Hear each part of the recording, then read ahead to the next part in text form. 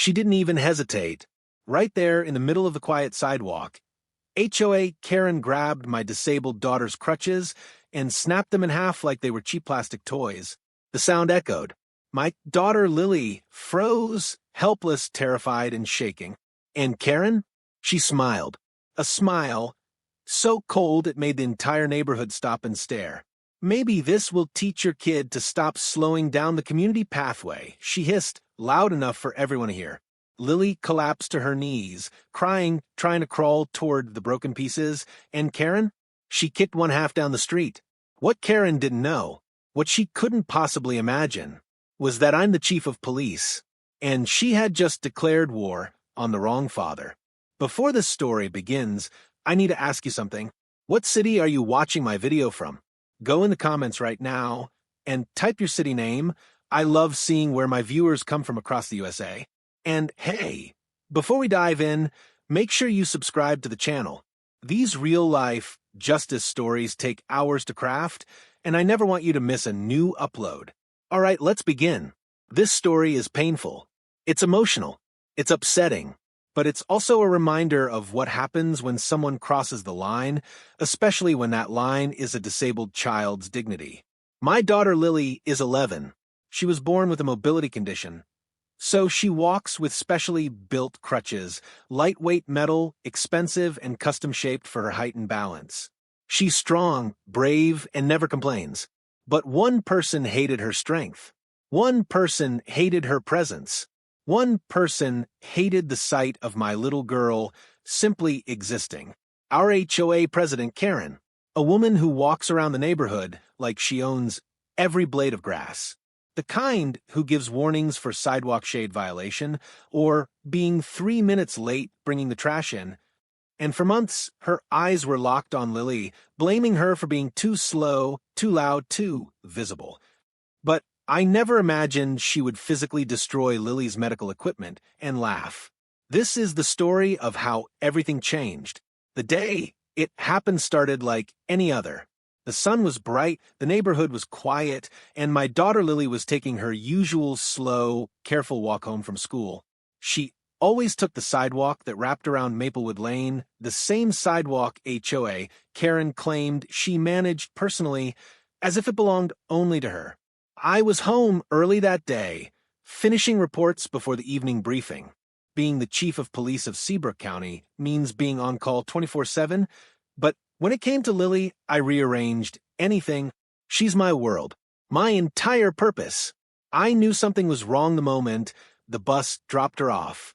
I was watching her through the front window, something I often did just to make sure she didn't stumble on uneven pavement. She stepped down with care, gripping her silver crutches tightly. She always took a second to find her balance before walking. But today she looked tense. Her shoulders were stiff, her eyes scanning the street like she was expecting something or someone. And then I saw why. HOA Karen was standing at the edge of her driveway, arms crossed, jaw clenched, tapping her foot with a rhythm that matched pure irritation. She wasn't just waiting, she was hunting. Lily saw her.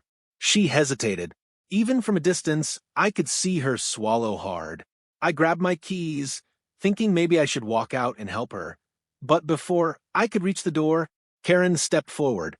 "Move faster," she snapped, loud enough for me to hear through the glass. "You slow everyone down every single afternoon. This sidewalk is not your personal crawling lane." Lily's head dropped. She didn't talk back. She never talked back. Not because she was afraid, but because she had been raised with respect, something Karen never learned. Still, Lily tried to walk faster. I could see her arms trembling with the effort. Her disability made speed impossible, but she tried. She always tried. Karen rolled her eyes dramatically. "Oh my God, this is pathetic. Can't your father teach you how to use those things properly? Maybe he should spend less time pretending to be a big man in uniform and more time fixing his broken kid." That was it. I opened the door and stepped onto the porch, anger already burning inside my chest. But before I could call out, Karen moved. She stormed toward Lily with purposeful steps, her sandals slapping against the pavement. "Stop," Lily cried, backing up. "Wait, don't." But Karen didn't wait. She grabbed one crutch out of Lily's hand, then the other. Both metal supports stripped from her grip with such force that Lily nearly fell. "You don't deserve these." Karen shrieked. I froze. The entire street froze. Neighbors on their lawns, a couple walking a dog, even the mailman paused midway down the block. Then it happened. Crack! She snapped the first crutch over her knee. The metal bent, then split, making a violent popping noise that punched me straight in the gut. Lily screamed. "No, please, those are mine. I need those." Karen didn't care. She snapped the second one too, letting the broken pieces fall at Lily's feet. And then she smirked. "There," she spat. "Maybe now you'll stop slowing down MY Walkway. Maybe now your father will finally learn how to raise a normal child." That was when Lily fell. Her knees buckled. She crashed onto the pavement, scraping her palms and elbow. I ran. I don't remember locking my front door. I don't remember crossing the lawn. I only remember Lily's cry, "Dad, please." Karen looked up just as I reached them. She rolled her eyes, flipping her hair back. "Oh, wonderful. The police chief finally shows up. You need to teach your kid not to be such a burden." I stepped between her and my daughter so fast she stumbled back. "You put your hands on my daughter?" I said, my voice low and shaking with rage. Karen scoffed. "Calm down. They're just crutches. Maybe now she'll learn her place." Her place? I repeated. Her place is existing. Walking. Living. You don't get to take that away. "Oh, please," Karen waved dismissively. "Your daughter has been violating HOA mobility guidelines for months. Moving too slowly. Being an obstacle. Those crutches were a hazard." I stared at her for a full second, trying to understand how a human being could sound so heartless. "You destroyed medical equipment," I told her. "Custom-made medical equipment. That's a crime." Karen's eyebrows shot up. "A crime? Are you threatening me? Because I'll have you removed from your position. I know people on the city council. You're not untouchable." I leaned forward just enough for her to see the fury rising behind my eyes. "You should pray," I said quietly, "that all you face is consequences." Her smirk finally faded. For the first time, she looked unsure. I'll file a complaint," she stuttered. "Your daughter was blocking the path." "Blocking the path?" I repeated slowly. "On a public sidewalk?" Karen's eyes widened. She clearly hadn't expected that part to slip out. Behind us, neighbors were whispering, recording, watching, and then I heard the softest sound. My daughter tried not to sob. I turned and lifted her up carefully. Her legs shook. Her hands were bleeding. Her face was red from crying. "Hey," I whispered, brushing hair from her forehead. "I've got you. I'm here." "I didn't do anything wrong," she cried quietly. "I was just walking home." "I know, sweetheart," I said, tightening my arms around her. "You did nothing wrong. Not a single thing." I looked back at Karen. Her arms were crossed again, but her expression was no longer bold. She was slowly realizing she had crossed a line she couldn't wiggle out of. "The police will be contacting you," I told her. "Every single witness here will give statements. You don't get to hurt my daughter and walk away." Karen blinked, suddenly pale. You can't arrest me for this." "I haven't even started yet," I said. I carried Lily toward the house as neighbors murmured behind us, some shaking their heads, others glaring at Karen. And that walk felt like the longest walk of my life. My daughter crying in my arms, her broken crutches dragging behind me. I knew one thing for sure. This wasn't over. Not even close. This was only the beginning. By the time I brought Lily inside and set her gently on the couch, her shaking still hadn't stopped. Her palms were scraped raw, her elbow was bleeding, and worst of all, her spirit looked crushed. She held the broken crutch pieces in her hands like they were part of her body someone had ripped away. "Dad," she whispered, voice trembling, Am I a problem?" Like she said. My heart dropped. Those words hit harder than anything Karen had done. I knelt beside her and held her shoulders firmly. "Look at me, Lily. You are not a problem. You are the strongest person I know. What she did was abuse. What she did was wrong. And she's not getting away with it. Her eyes filled again, but this time not with fear, with the hope that maybe, just maybe, someone would finally defend her. I grabbed the first aid kit and started cleaning her wounds. Every time she winced, another stab of guilt ran through me. I should have gone out sooner, I muttered under my breath. You did, she said softly. You always do. I smiled at her, but inside I was boiling. Karen hadn't just crossed a line, she had detonated it. And now it was my turn. When Lily was clean, bandaged, and settled with a blanket around her shoulders, I stepped outside onto the porch. The neighbors were still scattered around, whispering, pointing at Karen's house. Some of them walked toward me. A mother with a stroller was the first to speak. Chief, we saw everything. We're willing to give statements. I nodded. I appreciate it. Thank you. A man trimming his hedges added, She went too far this time. This wasn't HOA stuff. This was violence. Please text me any videos you recorded. I said, My wife recorded the whole thing. He replied immediately, I'll send it. One by one, neighbors came forward.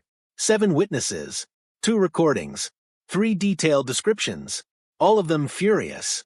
Across the street, Karen had disappeared inside her house, slamming the door so hard her flower wreath fell off.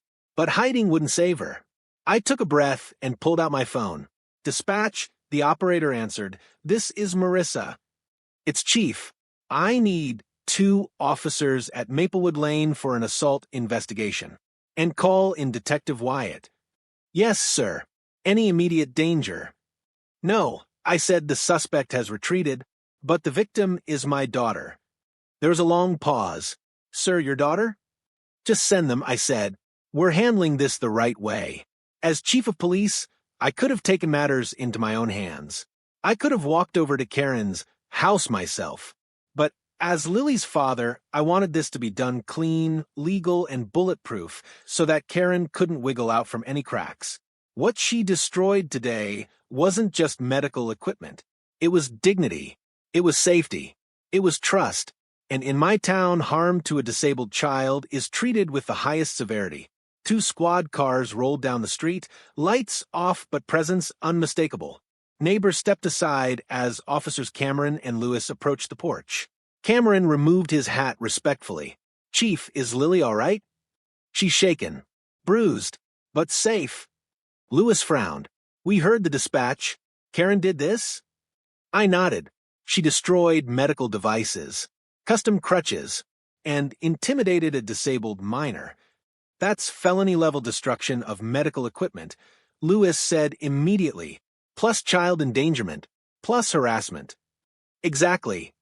Detective Wyatt arrived moments later, carrying his notepad and wearing the same calm, calculating expression that had solved dozens of cases. But when he saw the broken crutches on the porch, his eyes hardened. Chief, I'm sorry. Truly.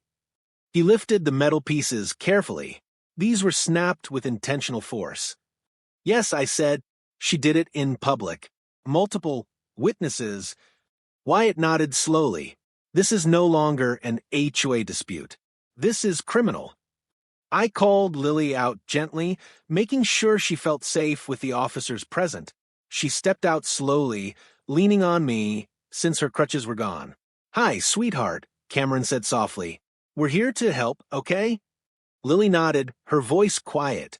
I didn't do anything wrong. You didn't, Wyatt assured her. Can you tell us exactly what happened? And for the first time, Lily spoke not with fear, but with courage.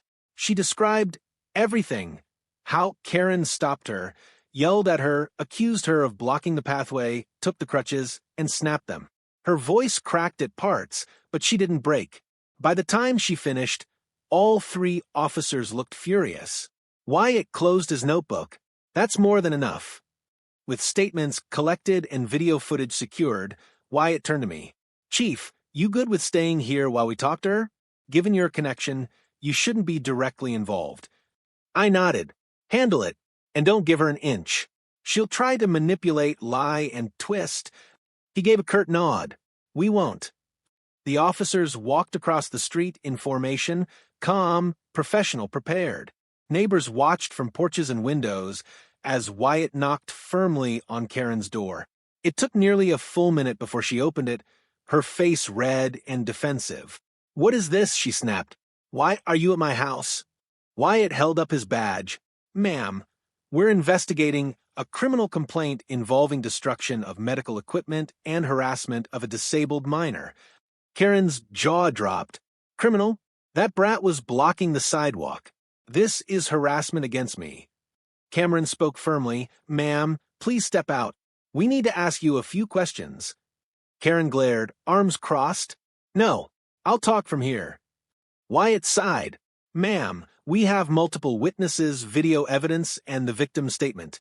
We need your cooperation." "My cooperation?" she barked. "I am the HOA president. You people should be thanking me for keeping this community safe from an 11-year-old girl walking home?" Cameron cut in sharply. Karen froze. Her mouth opened, then closed. "You people are ridiculous," she said, trying to slam the door. Wyatt stopped it with his foot.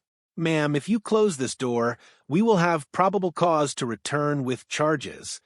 Karen stepped back, shaky now, for the first time realizing this wasn't an HOA argument she could win. I watched everything from my house, jaw clenched, heart pounding. Lily gripped my arm. "Dad, are they going to arrest her?" I kissed the top of her head. "Not yet, but she's finally facing consequences." For the next 10 minutes, officers interviewed Karen. Even from a distance, her shrill voice could be heard. But eventually, her tone changed. Her face fell. Her confidence cracked. Cameron finally stepped away from her doorway and walked back toward us. "Chief," he said, "we're filing charges." Lily's eyes widened.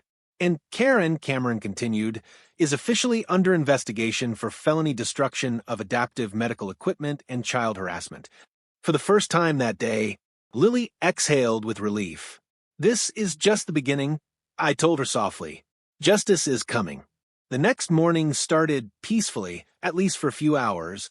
Lily woke up feeling a little better. She had slept in, wrapped in the soft blue blanket she always used on difficult days. Her hands still stung, and her elbow throbbed, but she was calmer. I made her pancakes, her favorite. She smiled weakly and said, "Can we watch cartoons today instead of scary news?" "Anything you want," I replied. For a brief moment, I believed the storm might settle. But storms don't settle when someone like Karen is involved. By noon, the first blow landed. I stepped outside to grab the mail, mostly bills, a few ads, when I saw a bright yellow paper taped to my door. Notice of violation. Mandatory pay fine within 48 hours. Offense. Non-compliant mobility equipment interfering with community pathway safety guidelines.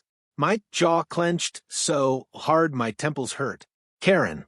She had actually issued a fine because Lily's crutches, the ones she destroyed, were unsafe equipment.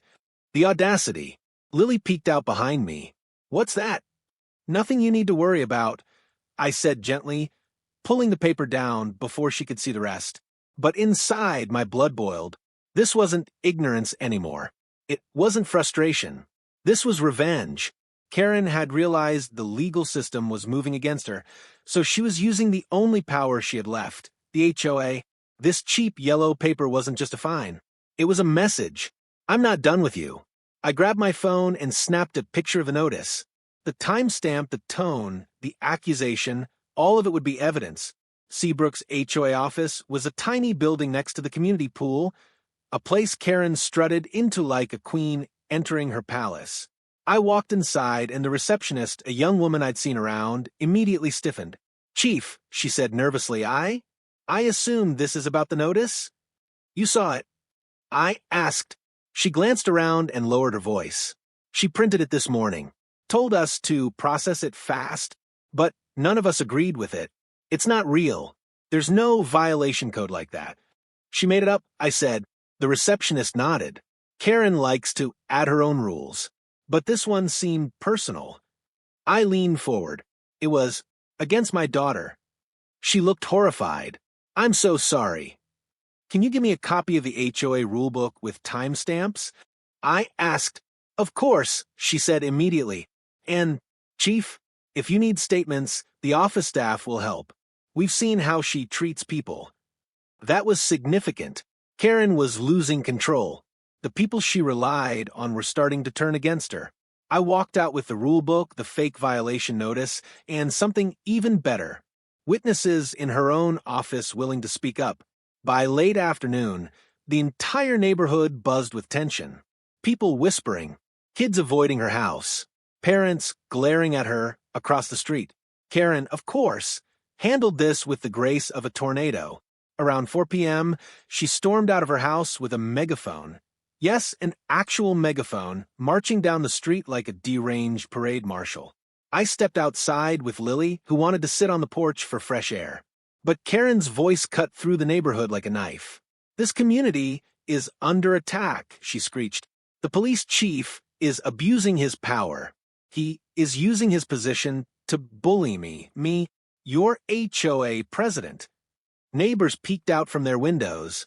She continued, his daughter has been causing obstructions, violations, safety hazards. Lily's hand slipped into mine. Dad, why is she saying that about me? I squeezed her hand. Because she's scared. And when bullies get scared, they lie. Karen wasn't done. She filed false reports against me. Her crutches were dangerous. I was protecting the community. That was all I needed. I stepped off the porch and walked toward her. Not yelling, not rushing, just calm, steady steps. The entire street seemed to hold its breath. Karen pointed the megaphone at me like it was a weapon. You, stop harassing me. Stop attacking me. Stop. I raised a hand. Karen, stop talking. I will not, she yelled. Karen, I said again, you are spreading false accusations, and this needs to end. She opened her mouth, but I cut her off. I have witness statements, video recordings, testimony from HOA staff, evidence of fabricated violations, and charges pending. Her eyes widened. You're lying, she whispered. No, Karen, I said, lowering my voice. You're realizing the truth. The neighbors were all watching in silence. Karen's eyes darted around, searching for a single supporter, someone willing to defend her. She found none. The megaphone fell from her hands and hit the pavement with a hollow clatter. Then she did what bullies do when the crowd isn't with them. She ran. She stormed back into her house, slamming the door so loudly the windows rattled. 10 minutes later, Detective Wyatt pulled up in his unmarked car. He stepped out and walked straight toward me. We got the full footage, he said. One of the neighbors had a doorbell camera with perfect angle and audio. It strengthens all charges. Good, I replied. And he continued, the DA looked at the case today. Given the circumstances, the victim's disability, and the public environment, they're preparing an arrest warrant. Lily looked up at him. You mean she's going to jail? Wyatt nodded gently. For what she did. Yes. Lily's chest rose with a shaky breath, relief mixed with disbelief. But Wyatt added, we're handling this carefully. Karen's unstable. He wasn't wrong. What happened next proved it. As Wyatt finished speaking, Karen burst out of her front door. Her hair was wild. Her face was red. And she was holding a folder stuffed with papers.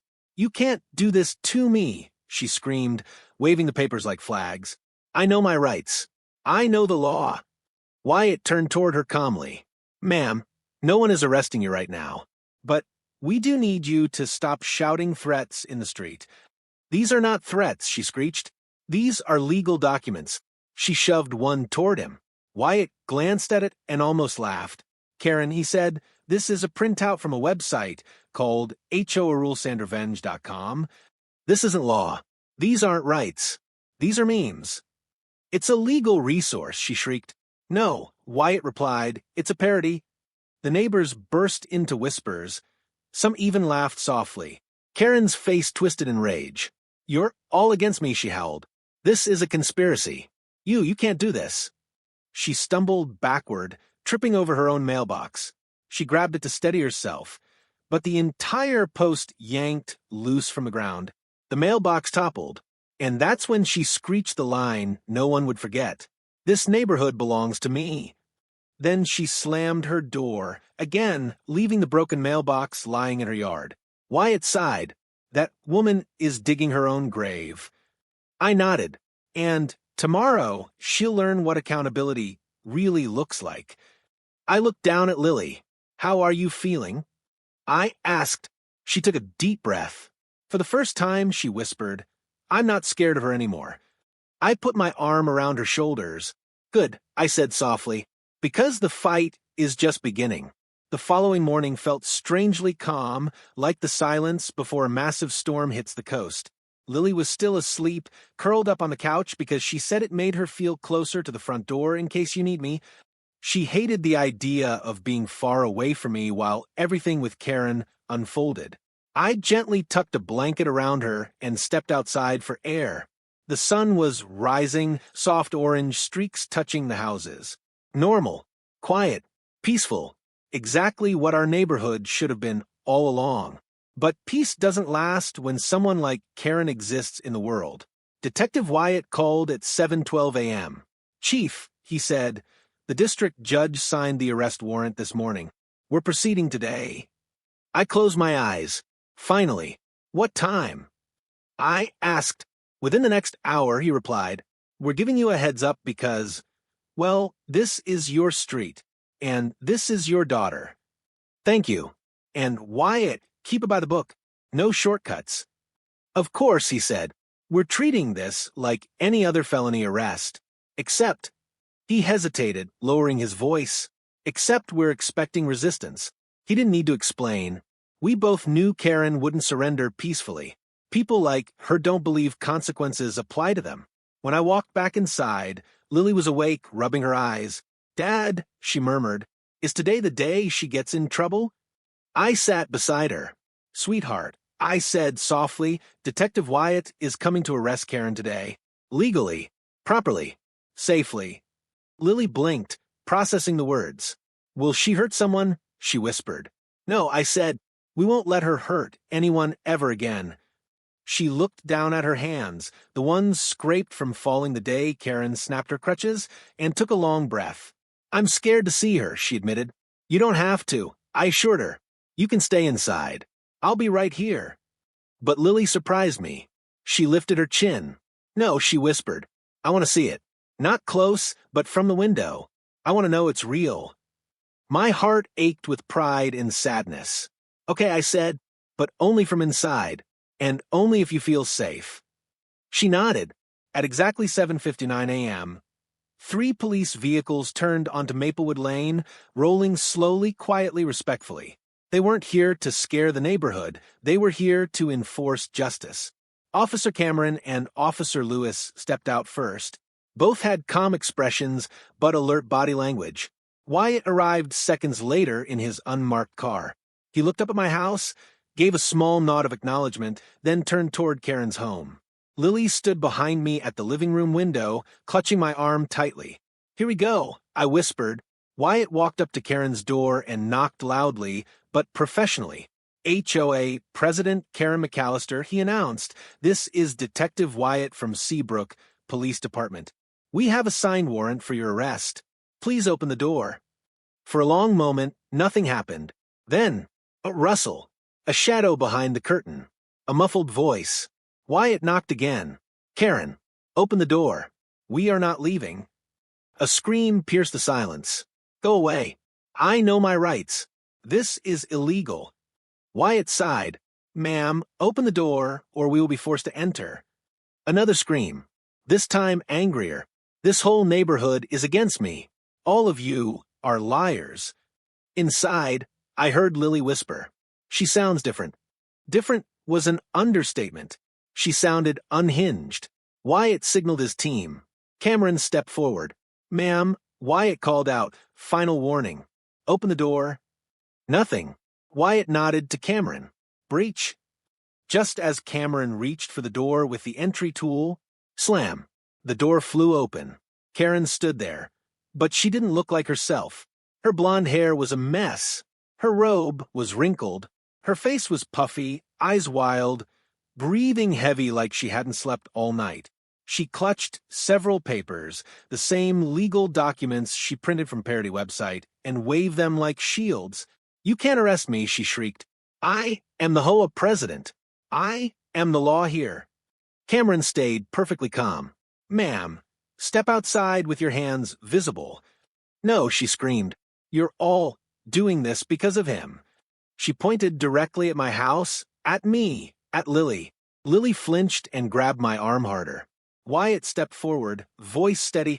Karen McAllister, you are under arrest for felony destruction of adaptive medical equipment, harassment of a disabled minor, and intentional intimidation. Karen's mouth dropped open. This is a mistake. I was helping this community. That little girl. Wyatt cut her off sharply. Enough. He motioned to Lewis. Lewis moved in to cuff her, but Karen jerked backward. Don't touch me, she shrieked. Lewis held his ground. Ma'am, stop resisting. But Karen wasn't done. She threw her stack of fake papers at the officers like confetti. The pages fluttered in the air and felt the ground, each one stamped with nonsense codes she made up herself. Then she screamed, You're arresting the wrong person. That child is a danger. That family is ruining everything. Lily whispered, shaking, Why does she hate me so much? I put my hand on her shoulder.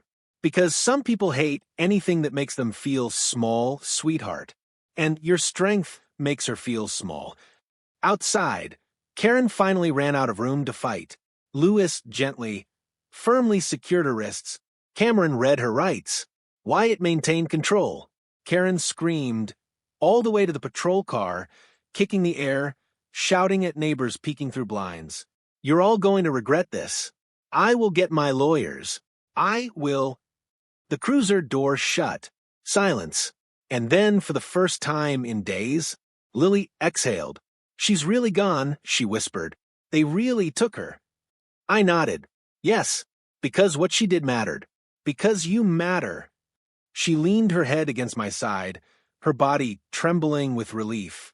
Wyatt walked back to me, wiping dust off his uniform. That went about as expected, he said dryly. Thank you, I said, for doing it the right way. She'll see a judge within 48 hours, Wyatt added. And Chief, the DA wants to meet with you and Lily that they're taking this seriously. Very seriously. Lily's eyes widened. Are we in trouble? She asked. No, I said, brushing her hair back. You're helping the truth come out. Wyatt crouched slightly to her height. Lily, he said kindly, you're brave. What you went through should never happen to any child. Not ever. The DA wants to make sure your story is fully heard. She nodded slowly, absorbing his words. And Chief, Wyatt added, standing again, there's something else. What is it? Karen's emails, he said. We got a warrant for her HOA files. There's more than harassment. There are complaints she covered up, fines she created, and targeted reports. My stomach tightened. Against who? You, Wyatt said quietly. And Lily. The ground seemed to tilt beneath me. This wasn't random, he continued. She's been building a pattern for months. And now it's all coming out. I looked down at Lily. This wasn't over. Not by a long shot. But for the first time, we were winning. The hours after Karen's arrest felt surreal. The neighborhood that once felt hostile, tense, and divided now felt strangely alive. People were talking, not whispering like before, but openly, freely, almost relieved. I stepped outside with Lily, who now used one of the temporary loaner crutches the hospital gave us. The metal wasn't shaped for her height. It wobbled slightly every time she leaned on it. But she insisted on practicing. I want to walk outside again, she said. Her voice wasn't shaky anymore. It was determined. So we walked. Slow, steady steps down our sidewalk. Our sidewalk, the same place where Karen once screamed she owned everything. Now, the street felt lighter. Neighbors waved. Some even cheered softly for Lily. A few came out just to offer words of support. Mrs. Jacobs, an older woman who lived 2 houses down, approached us with tears in her eyes. Sweetheart, she told Lily, you didn't deserve any of that. Not a bit. And we should have said something sooner. Lily smiled politely, shy but happy. It's okay, she said. You're saying it now. That small moment, that small voice, hit me harder than any punch. But the warmth didn't last long. Detective Wyatt called again, his tone different this time. "Chief," he said, "you're going to want to come to the station." "What's going on?" I asked. "We cracked Karen's HOA files, and there's something you need to see." I left Lily with my sister at home and drove to the station. Wyatt met me in the conference room where several files were spread across the table, physical papers, USBs, printed spreadsheets, even screenshots. He didn't speak at first. He just pointed to a folder labeled Targeted Individual Reports, Confidential. Do not share. My stomach tightened. I opened it. There were columns, names, addresses, house numbers, infractions, fines, warnings, and next to some names, high priority problem. At the top of the list was my name. Right under mine, Lily's. What is this?" I asked quietly. Wyatt crossed his arms. "This is Karen's personal hit list." I scanned the papers, each line worse than the last. Karen had been filing fake reports on multiple residents, using HOA authority to intimidate anyone she disliked. Some residents had dozens of violations, all fabricated, but Lily's section was the one that made my blood run cold. Violation: slow mobility, disrupting community flow. Violation: excessive pausing on sidewalk. Violation: improper medical devices. Violation: walking home alone while visually distracting. Violation: unapproved noise crutch tapping. Noise? Crutch tapping? A disabled child's walking rhythm was a violation? My jaw clenched. This is discrimination," I said, voice tightening. Worse, Wyatt said, "It's a pattern, and patterns show intent." Another file caught my eye, a USB drive. "What's on that?" I asked. Wyatt slid it across the table. "We found email drafts, messages she never sent, rants about you, about Lily, about the kind of people she didn't want living in this community." I opened the laptop. What I read made my blood boil. Karen wrote, "He thinks being police chief makes him untouchable. I'll show him. His daughter is ruining the aesthetic of a neighborhood. She's slow, weak, an eyesore. If I keep filing violations, eventually they'll have to move." Move? She wanted to drive us out of our own home? Wyatt watched my expression shift. "This was never about a sidewalk," he said. "She was targeting your daughter. Systematically." I closed the laptop. "This has to go to the DA," I said firmly. "It already is," Wyatt replied. "And, Chief, the DA wants to charge her with more." "More?" I asked. He nodded. "Hate-motivated harassment of a disabled minor." That stopped me cold. A hate-motivated charge. A serious one. "She won't just get a slap on the wrist," Wyatt said. "This could put her away for years." Part of me felt relief. Part of me felt fury. And part of me felt something deeper. This wasn't just justice anymore. This was truth exposed. Later that evening, a special emergency HOA meeting was held at the community park. Not by Karen, obviously, but by the remaining board members who were shaken and embarrassed. I didn't want to go, but I also knew I had to. Lily insisted on coming with me. "I want people to see me," she said. Not the version Karen made up. When we arrived, nearly the entire neighborhood was gathered. People sat in lawn chairs, on benches, even stood on the grass. The HOA vice president, Rob Miller, stepped forward. "Thank you all for coming," he began. His voice was uneasy. "We have several issues to address." Someone shouted from the crowd, "Just say it. She abused her power." Rob swallowed. "Yes, she did." Another resident yelled, "She tormented us for years." "We're sorry," Rob said, "all of us, for not stepping in sooner." He turned to me and Lily, and especially to your family. Every head turned. Every eye softened. Lily squeezed my hand but held her chin high. Rob continued, "We are formally removing Karen from the HOA board, effective immediately." The crowd clapped, not politely, but loudly, angrily, gratefully. And Rob added, "We're removing every fine, every violation, every false complaint she filed. All of it, today." I nodded once. It wasn't justice, but it was something. Then a woman stood. Lily, she called gently, we want you to know you're welcome here. And we're sorry we didn't protect you sooner. Lily blinked back tears. It's okay, she said, her voice tiny but strong. I just want to walk home without being scared. The entire community fell silent. Then dozens of people said, at once, you will. A father shouted, we've got your back. Another woman added, she'll never hurt you again. A neighbor stepped forward and handed Lily a small bouquet of flowers. We made these for you, she said. You're our brave girl. Lily smiled for the first time that day. A real smile. Full, bright, free. Watching her glow in the support of the community, the same community that once stood silent under Karen's shadow, felt like watching dawn break after a long, terrifying night. But justice wasn't fully delivered yet. Karen still had to face the system, the consequences, the courtroom, and tomorrow was her arraignment. The courthouse smelled like polished wood, fresh paper, and tension. Families whispered. Lawyers shuffled files. The morning light poured through the tall windows in long beams, cutting the room into warm gold and cold shadow. Lily stood next to me in her best dress, one of the loaner crutches under her arm. She didn't wobble this time. She didn't look scared. She wasn't hiding behind me. She was ready to face the woman who tried to crush her spirit, literally and emotionally. As we walked toward the courtroom door, she whispered, Dad, do you think she'll look at me? I squeezed her hand.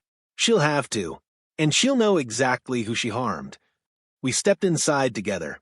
Karen was already seated at the defendant's table, but she wasn't the same woman who once strutted through the neighborhood with a megaphone. This Karen looked small, tired, deflated. Her hair was unbrushed, her eyes swollen, her posture slumped like the weight of her own actions finally crushed her. The courtroom buzzed with whispers. That's Karen. She looks terrible. Serves her right. Karen didn't look at anyone, not even when we walked past her. Her eyes flickered toward Lily for a second, then immediately away, as if the guilt burned too bright to face. Her attorney sat rigidly beside her, a public defender clearly overwhelmed by the chaos she had created. But today wasn't about her. Today was about accountability. Judge Monroe walked in, a tall, strict woman with glasses halfway down her nose and a reputation for zero tolerance when it came to crimes involving children. Case 2471, the clerk announced State of Texas versus Karen McAllister. Karen's name echoed through the courtroom like a final sentence. Judge Monroe scanned the file. Her eyebrow rose by the second. Ms. McAllister, the judge said, you are charged with felony destruction of adaptive medical equipment, harassment of a disabled minor, intimidation, and hate-motivated targeting. The judge looked up. These are serious charges. Karen's lips trembled. Your Honor, I didn't mean... Sit, the judge commanded. Karen fell silent instantly. Detective Wyatt testified first. He explained the timeline, the witnesses, the doorbell footage, the fake notices, and the harassment pattern discovered in the HOA files. Then the prosecutor played the video. The sound filled the courtroom. Crack. Karen snapping the first crutch. Lily screaming. Karen's voice screaming. Maybe now you'll learn your place. Gasps erupted across the seats. A woman in the back whispered, Oh my God. Wyatt continued, Your Honor, this was not a moment of anger. This was a pattern of targeted hatred. Then they displayed the emails. The judge's face changed. Harder. Colder. She read aloud. Her daughter is ruining the aesthetic. She's slow. Weak. An eyesore. If I keep filing violations, eventually they'll move. Karen buried her face in her hands. When the prosecutor asked if Lily wanted to make a victim statement, I expected her to say no. But she nodded. She leaned on her crutch, stood carefully, and walked toward the podium. Even Karen peeked up, a tiny, broken glance, as if she finally realized who she had underestimated. Lily spoke softly at first. My name is Lily. I'm 11. I didn't do anything wrong. I was just walking home. The courtroom was silent. Ms. Karen snapped my crutches. I fell. It hurt a lot. But What hurt more was when she told me I was slow, that I didn't belong. Karen wiped tears, her face collapsing, but Lily didn't stop. I like this neighborhood. I like walking home. I like the birds and the trees. I don't want to be scared to walk anymore. Her voice broke on the last line. I just want to be treated like a person. A wave of emotion rippled across the room. Even the judge adjusted her glasses to hide her reaction. I had never been prouder. When Lily returned to her seat, Karen stood up suddenly. Her voice cracked.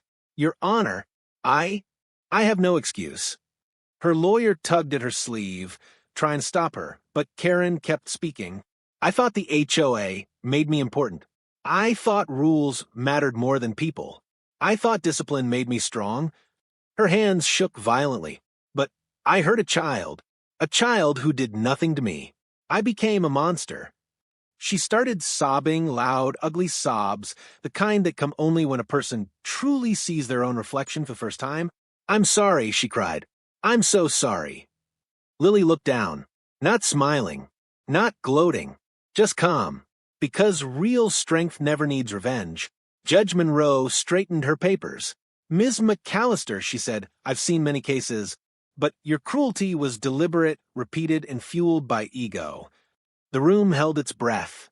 For your crimes, I sentence you to 18 months in county jail, mandatory counseling, a court-ordered ban from HOA leadership for life, and mandatory restitution to cover all medical equipment and damages.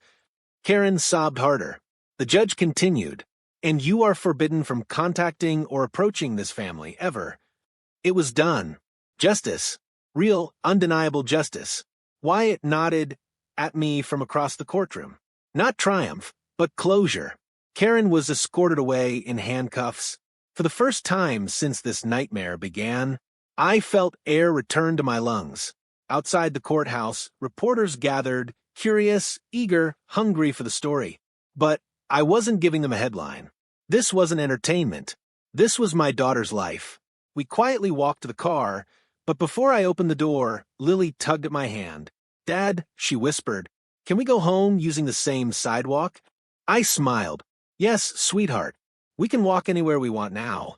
And we did. Later that evening, just before sunset, Lily took her first confident steps down Maplewood Lane again, unafraid, unhurried, unbroken. The neighbors watched. Some clapped softly. Some smiled warmly. A few kids even joined her, walking with her at her pace, matching her steps as if to say, you're not alone. And she never would be again. Before we wrap up, I want to speak directly to you watching this video. If this story moved you, if it made you angry, emotional, protective, or hopeful, then do me one favor. Tell me in the comments where in the USA you're watching from. Your city matters. Your voice matters. And these stories? They're not just entertainment. They're reminders that kindness, courage, and justice still exist. Make sure you hit the like button, subscribe, and turn on notifications so you never miss another story that speaks for the people who can't always speak for themselves. Thank you for watching. And remember, stand up for what's right even when you stand alone.